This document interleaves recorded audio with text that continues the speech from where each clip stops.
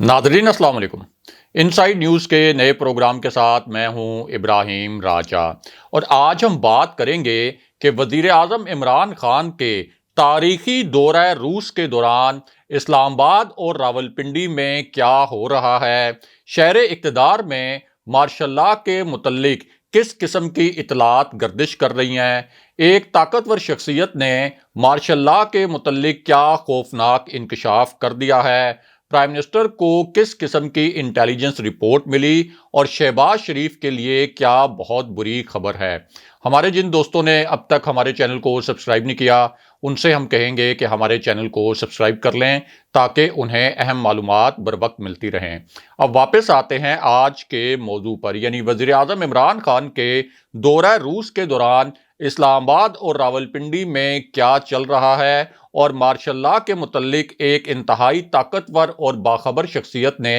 क्या इंकशाफात किए हैं। सबसे पहले आपको एक ब्रेकिंग न्यूज़ और ताज़ा तरीन खबर से आगाह करते हैं, और ये एक ऐसी खबर है जिसमें कुछ नए नुकात सामने लाए गए हैं। ये खबर वज़ीर आज़म इमरान खान के मुतल्लिक भी है और पाकिस्तान की रीजनल अलाइनमेंट के हवाले से भी ये खबर बहुत अहम है। और अब बताया ये गया है कि वज़ीर आज़म इमरान खान की रूसी सदर के साथ जो 1-on-1 मुलाकात हुई, ये इंतहाई पुरजोश माहौल में हुई, इंतहाई कामयाब और शानदार ये मुलाकात थी। रूसी मीडिया ने इस मुलाकात की बड़ी बड़ी हेडलाइंस बनाई और इस मुलाकात को दोनों मुल्कों के ताल्लुकात के हवाले से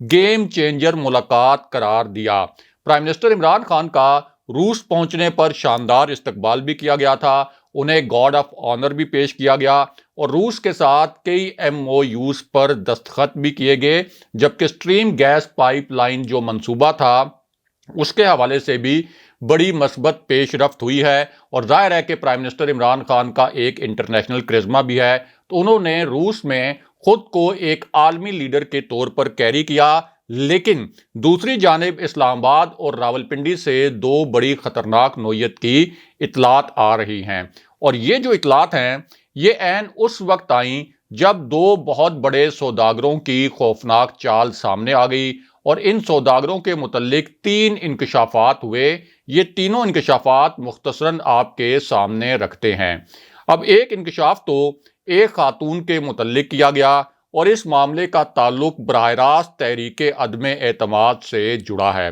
ये खातून रुकने कौमी असम्बली है, तहरीके इंसाफ के टिकट पर ये मुंतखब हुई थी और इस वक्त भी मेंबर असम्बली के तौर पर अपने फ़राइज़ अंजाम दे रही हैं। अब इन्हीं खातून के मुतल्लिक एक ख़तरनाक नोयत का इंकशाफ किया गया है और वो इंकशाफ ये है कि शहबाज शरीफ ने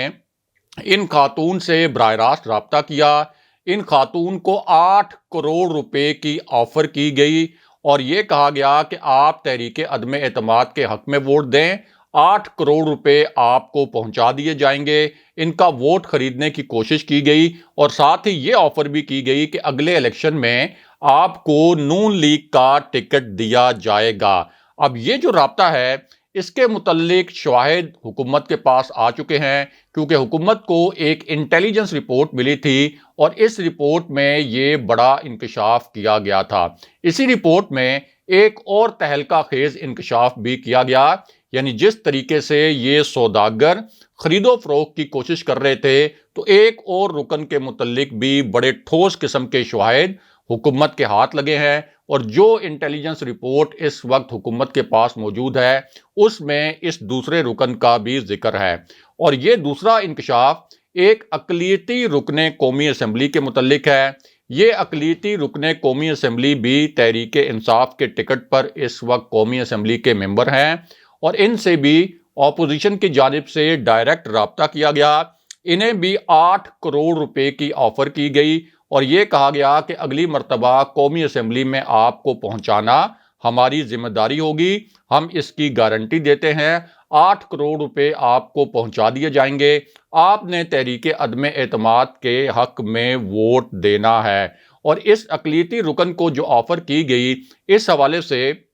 हुकूमत के पास जो शवाहिद आए हैं इंटेलिजेंस ज़राए से, वो नाकाबिले तरदीद शवाहिद हैं और बहुत जल्द सामने भी आने वाले हैं। इसके अलावा PTI की एक इत्तेहादी जमात के रुकन को 6 करोड़ रुपए की ऑफर की गई और अगले इलेक्शन में टिकट देने का वादा भी किया गया। लेकिन इस मामले में एक सबसे खतरनाक इंकशाफ और भी है, यानी ये 3 इंकशाफात तो किए गए, लेकिन इसी रिपोर्ट में एक बहुत ही खतरनाक नौयत का, एक अलग नौयत का इंकशाफ भी किया गया। और वो इंकशाफ ये था कि जब इन तीनों अरकान से राब्ता किया गया ऑपोजिशन की जानिब से, तो ऑन पर्पस इनके साथ एक झूठ बोला गया कि पीटीआई के 15 अरकान पहले ही हमसे सौदाबाजी कर चुके हैं, हम उनको ऑन बोर्ड ले चुके हैं, ये 15 अरकान हमें जमानत दे चुके हैं, हमें गारंटी कर चुके हैं कि वो तहरीक अदम एतमाद के हक में वोट देंगे, हमारे नंबर इन 15 अरकान के साथ ही पूरे हो जाएंगे,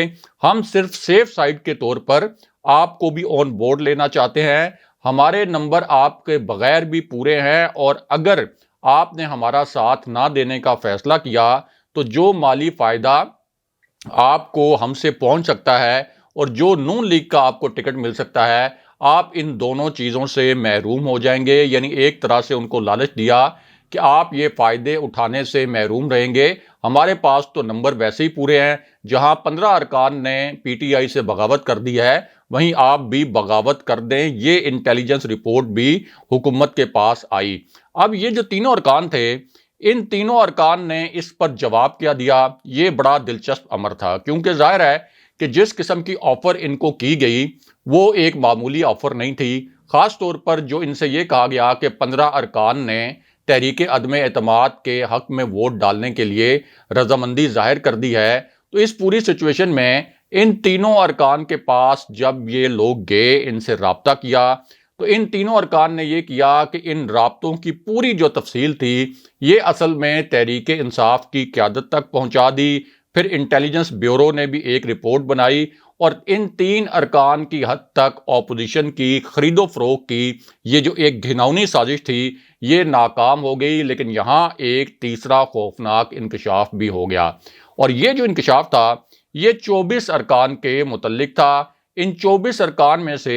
18 का ताल्लुक तहरीक इंसाफ से था और 6 का ताल्लुक हुकूमत की इत्तेहादी जमातों से बताया गया। ताहम ये वाज़ेह नहीं किया गया कि ये जो 6 अरकान हैं स्पेसिफिकली क्या काफ लीग से ताल्लुक़ रखते हैं, MQM से ताल्लुक़ रखते हैं, GDA जो हुकूमत की इत्तेहादी जमात है उससे ताल्लुक़ रखते हैं, या बलूचिस्तान अवामी पार्टी से ताल्लुक़ रखते हैं। लेकिन 6 का जो फिगर है ये बड़े वाज़ेह अंदाज में बताया गया और दावा ये किया गया कि ये जो 24 अरकान हैं इनमें से 16 अरकान को तहरीक इंसाफ से तोड़ने की जिम्मेदारी नून लीग ने ली थी। बराह रास्त शहबाज शरीफ ने कहा था कि ये 16 अरकान जो हैं इनको हम तोड़ेंगे तहरीक इंसाफ से, और फिर ये दावा किया गया कि ये 16 के 16 अरकान 24 में से जिनकी जिम्मेदारी नून लीग के पास थी इनको तहरीक इंसाफ से तोड़ लिया गया है। और इस हवाले से शहबाज शरीफ ने आसिफ अली जरदारी को जो मीटिंग हुई है ताज़ा तरीन उसमें ब्रीफ किया, ये दावा किया गया और ये कहा गया कि ये अरकान तहरीक अदम एतमाद के हक में वोट देंगे। दूसरी जानिब 6 अरकान के मुतल्लिक ये दावा किया गया कि इन 6 अरकान पर काम करने और इन्हें तहरीक इंसाफ से तोड़ने की जिम्मेदारी आसिफ अली जरदारी को दी गई थी। इनमें से कुछ अरकान का ताल्लुक बलूचिस्तान अवामी पार्टी से बताया गया और फिर ये दावा किया गया आसिफ अली जरदारी की जानिब से, या आप कह सकते हैं कि ये खबर प्लांट करवाई गई, ये खबर लीक करवाई गई कि शहबाज शरीफ और आसिफ अली जरदारी की मुलाकात के दौरान आसिफ अली जरदारी ने ये दावा किया कि 6 अरकान जिनकी जिम्मेदारी मुझ पर थी वो 6 अरकान हमने तोड़ लिए हैं और इन 6 अरकान ने तहरीक अदम एतमाद के हक में वोट देने का फैसला कर लिया है। जबकि तीसरी खबर ये प्लांट करवाई गई कि फजलुर रहमान ने भी 2 अरकान की जिम्मेदारी ली थी खैबर पख्तूनख्वा से कि ये 2 अरकान ऐसे हैं जिनकी जिम्मेदारी मैं लेता हूं, इनको तहरीक इंसाफ से मैं तोड़ूंगा। और ये दावा किया गया कि फजलुर रहमान ने इसी इजलास में ये बताया, यानी शहबाज शरीफ, आसिफ अली जरदारी और फजलुर रहमान की जो मीटिंग हुई इसी मीटिंग में ये बताया कि मैंने ये 2 अरकान तोड़ लिए हैं। हालांकि फजलुर रहमान जो हैं वो खुद भी कौमी असम्बली के रुकन नहीं हैं, लेकिन उनके मुतल्लिक ये दावा किया गया कि एक ऐसा शख्स जो कौमी असम्बली का रुकन नहीं बन सका उसने 2 कौमी असम्बली के अरकान को तोड़ लिया। अब ये दावे अपनी जगह, لیکن اس کے برعکس جو دو دلچسپ زمینی حقائق ہیں ان سے آپ کو آگاہ کرتے ہیں۔ ایک تو جن 24 ارکان سے رابطوں کا دعویٰ کیا گیا، یعنی یہ کہا گیا کہ 16 ارکان سے نون لیگ نے رابطہ کیا، 6 ارکان سے آصف علی زرداری نے رابطہ کیا اور 2 ارکان سے فضل الرحمان نے رابطہ کیا، تو یہ رابطوں کی حد تک تو جو دعویٰ ہے یہ بالکل درست ہے، یہ رابطے کیے گئے ہیں، حکومت کے پاس بھی ایسے شواہد موجود ہیں کہ یہ رابطے کیے گئے، لیکن ان رابطوں کے بعد جو اندرونی کہانی ہے وہ کیا تھی وہ آپ کو سناتے ہیں۔ اب اندرونی کہانی یہ ہے جو ہمارے ذرائع نے ہمیں بتائی، جس قسم کی رپورٹ حکومت کو موصول ہوئی کہ ان ارکان کو آن ایوریج 8 سے 9 کروڑ روپے فی کس کی آفر کی گئی، اور ایک بھی رکن ایسا نہیں تھا، یعنی 8 سے 9 کروڑ روپے آفر بھی کی گئی۔ ان 24 ارکان میں سے کم 13 ارکان ایسے تھے جن کو نون لیگ کے ٹکٹ کی آفر بھی کی گئی، اگرچہ نون لیگ کے کچھ رہنما ایسے ہیں جن کو اس پر اعتراض ہے اور ان کو یہ خدشہ ہے کہ اگر ان کو ٹکٹ ملے تو پھر پارٹی سے ہماری چھٹی ہو جائے گی، ہمیں پھر ٹکٹس نہیں ملیں گے۔ لیکن اندر کی کہانی یہ ہے کہ یہ 9 کروڑ روپے کی جو آن ایوریج آفر کی گئی تھی، لیکن اس کے باوجود اب تک تحریک عدم اعتماد کی حمایت کے حوالے سے ان میں سے ایک رکن نے بھی اپوزیشن کو یقین دہانی نہیں کروائی، اور یہی وجہ تھی کہ شہباز شریف اور آصف علی زرداری کی ملاقات کا جو اعلامیہ آیا اس کا ایک نقطہ سب سے اہم تھا، سب سے بڑی بریکنگ نیوز اور سب سے بڑی جو ہیڈ لائن ہے وہ اس ایک نقطے میں چھپی ہوئی تھی، کیونکہ یہ جو اعلامیہ تھا اس میں ایک تو یہ کہا گیا کہ شہباز شریف اور آصف علی زرداری نے ایک دوسرے پر اعتماد کا اظہار کیا، یعنی وہ شہباز شریف جنہوں نے آصف علی زرداری کے متعلق یہ کہا تھا کہ میں آصف علی زرداری کو سڑکوں پر گھسیٹوں گا، آصف علی زرداری کا پیٹ پھاڑ کر آصف علی زرداری سے کرپشن کی جو لوٹی ہوئی رقم ہے وہ نکلواؤں گا، لیکن اب یہ کہا گیا کہ آصف علی زرداری پر شہباز شریف نے اعتماد کا اظہار کیا اور یہ بھی کہا کہ ہم رابطے جاری رکھیں گے، لیکن اہم ترین نقطہ یہ تھا کہ رابطوں کے لیے کمیٹی بنا دی گئی، یعنی تحریک عدم اعتماد کو کامیاب بنوانے کے لیے دیگر جماعتوں کے ساتھ ایک سب کمیٹی بنا دی گئی، اور جب کمیٹی بنائی جاتی ہے تو اس کا مطلب یہ ہے کہ ان کے پاس تحریک عدم اعتماد کے لیے نمبر پورے نہیں ہوئے۔ اگر آصف علی زرداری چودھری پرویز الہی سے براہ راست میٹنگ کر چکے ہیں، اگر شہباز شریف پرویز الہی سے میٹنگ کر چکے ہیں، تو نچلی اور دوسرے درجے کی جو پی ڈی ایم کی قیادت ہے یا نون لیگ کی یا اپوزیشن کی قیادت ہے، یہ کس طریقے سے چودھری پرویز الہی، ایم کیو ایم یا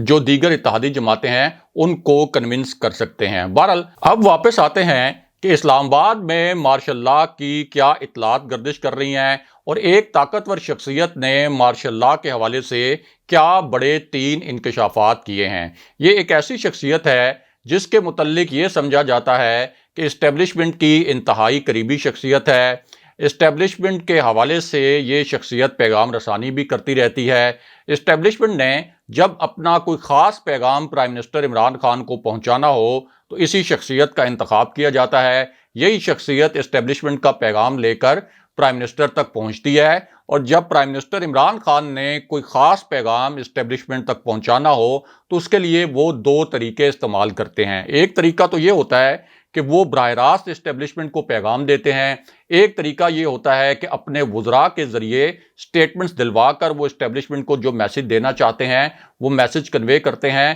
اور تیسرا طریقہ یہ ہوتا ہے کہ اس طاقتور شخصیت کو، باخبر شخصیت کو اور اس اہم شخصیت کو استعمال کیا جاتا ہے کہ آپ جائیں اور اسٹیبلشمنٹ کو میرا یہ پیغام دیں۔ تو اس لیے آپ اندازہ لگا سکتے ہیں کہ اس شخصیت کی کتنی اہمیت ہے اسلام آباد میں بھی اور راول پنڈی میں بھی۔ اسی طرح یہ جو شخصیت ہے اس کو بہت باخبر اس لیے سمجھا جاتا ہے کہ جو پاکستان کی سول انٹیلیجنس ایجنسیز ہیں وہ اس کو رپورٹ کرتی ہیں، اسی طرح پاکستان کی جو ملٹری انٹیلیجنس ایجنسیز ہیں وہ بھی اس کے ساتھ کوارڈینیٹ کرتی ہیں۔ اسی وجہ سے ہر قسم کی جو حساس اطلاعات ہیں، چاہے وہ سیاسی معاملات سے ریلیٹڈ ہوں، چاہے وہ سیکیورٹی کے معاملات سے ریلیٹڈ ہوں، وہ اس شخصیت کے پاس موجود ہوتی ہیں، اور اس شخصیت کے متعلق آپ یہ کہہ سکتے ہیں کہ یہ سمجھا جاتا ہے کہ یہ اسٹیبلشمنٹ کی ایک غیر اعلانیہ ترجمان بھی ہے اور ان کے موقف کو آگے بڑھاتی ہے اور پبلک کے سامنے لے کر بھی آتی ہے۔ اب یہ جو شخصیت ہے اس نے ایک انکشاف تو یہ کیا اور ایک ایسے موقع پر کیا کہ جب اس قسم کی آپ کہہ سکتے ہیں اطلاع پھیلائی گئی یا اس قسم کی افواہ پھیلائی گئی کہ army chief general Qamar Javed Bajwa اور وزیر اعظم عمران خان کے درمیان شدید اختلافات پیدا ہو چکے ہیں، دونوں کے درمیان بدگمانیاں ہیں، یہ بدگمانیاں جو ہیں ان کی وجہ سے اب دونوں کے درمیان ایک صفحے والا تاثر برقرار نہیں رہا، دونوں کے درمیان میٹنگز بھی تواتر کے ساتھ نہیں ہو رہی اور army chief general Qamar Javed Bajwa 1-on-1 meeting نہیں کر رہے پرائم منسٹر عمران خان کے ساتھ۔ حالانکہ پچھلے 3 ہفتے میں کم سے کم 5 ملاقاتیں army chief general Qamar Javed Bajwa کی پرائم منسٹر عمران خان سے ہو چکی ہیں، 1-on-1 ملاقاتیں۔ اسی طرح D G ISI General Nadeem Anjum کی بھی کم سے کم 4 ملاقاتیں پرائم منسٹر عمران خان کے ساتھ 1-on-1 ہو چکی ہیں، لیکن کچھ افواہ ساز جو فیکٹریاں ہیں انہوں نے یہ تاثر بنا رکھا تھا کہ army chief general Qamar Javed Bajwa اور پرائم منسٹر عمران خان کے درمیان شدید اختلافات ہیں اور کچھ حلقے جو موجودہ سیاسی سچویشن ہے، یعنی جس طریقے سے تحریک عدم اعتماد کے لیے اپوزیشن ایکٹیو ہے، اس کو انہوں نے اپنی جانب سے ایک بے بنیاد دعویٰ کر کے جنرل باجوہ کی ایکسٹینشن سے جوڑنے کی بھی کوشش کی اور یہ کہا کہ یہ تمام معاملات ممکنہ طور پر جنرل باجوہ کی ایکسٹینشن سے بھی جڑے ہوئے ہیں۔ اب یہ جو پورا پس منظر ہے اس کو آپ اپنے ذہن میں رکھیں اور پھر اس شخصیت کے جو 3 انکشافات ہیں ان سے آپ کو آگاہ کرتے ہیں۔ ایک تو اس شخص نے یہ کہا کہ میں شرط لگا کر کہتا ہوں، پوری ذمہ داری کے ساتھ کہتا ہوں اور متعلقہ حلقوں سے خبر لینے کے بعد کہتا ہوں کہ تحریک عدم اعتماد کے پیچھے اسٹیبلشمنٹ نہیں ہے، یعنی پاکستان کے فیصلہ ساز حلقے تحریک عدم اعتماد کے پیچھے نہیں ہے، پاک فوج تحریک عدم اعتماد کے پیچھے نہیں ہے جس طرح کا تاثر دیا جا رہا تھا۔ دوسرا، اسی شخصیت نے یہ کہا کہ تحریک عدم اعتماد کے حوالے سے ہمیں انٹیلیجنس رپورٹ مل گئی ہے، ہمیں پتہ چل گیا ہے کہ تحریک عدم اعتماد کے لیے کس قسم کی خرید و فروخت کرنے کی کوشش کی جا رہی ہے۔ پن پوائنٹ ہمیں ان ارکان کے متعلق بھی پتہ چل گیا ہے جن کو 8.899 کروڑ روپے دینے کی آفر کی گئی اور انہیں کس طریقے سے خریدنے کی کوشش کی گئی۔ اس حوالے سے ہمارے پاس ایک کمپریہنسو رپورٹ موجود ہے، لیکن جو آخری انکشاف تھا وہ بہت خطرناک تھا اور اس انکشاف میں اس شخصیت نے یہ کہا کہ اگر اپوزیشن نے اپنی یہ گھناؤنی چالیں بند نہ کیں، یہ اپنا جو غیر آئینی سوداگری کا جو کام ہے اور خرید و فروخت کا کام ہے یہ بند نہ کیا، غیر آئینی طریقے سے اس حکومت کو گرانے کی کوشش کی، تو پھر مارشل لاء کی صورت میں ملک میں کوئی حادثہ ہو جائے گا اور اپوزیشن اس ملک میں انتشار پھیلانے کا باعث بنے گی۔ یعنی اگر اس حکومت کو گرانے کی کوشش کی گئی غیر آئینی طریقے سے تو پھر اپوزیشن کی حکومت بھی نہیں آئے گی، مسلم لیگ نون کی حکومت بھی نہیں آئے گی، بلکہ ملک میں مارشل لاء لگ سکتا ہے۔ یہ انکشاف وزیر داخلہ شیخ رشید احمد نے کیا ہے کیمروں کے سامنے، اور دوسری جانب سینیٹر فیصل جاوید نے اور دیگر حکومتی رہنماؤں نے صدارتی نظام نافذ ہونے کے حوالے سے بھی پیش رفت کا عندیہ دیا ہے۔ اگلے پروگرام تک کے لیے خدا حافظ۔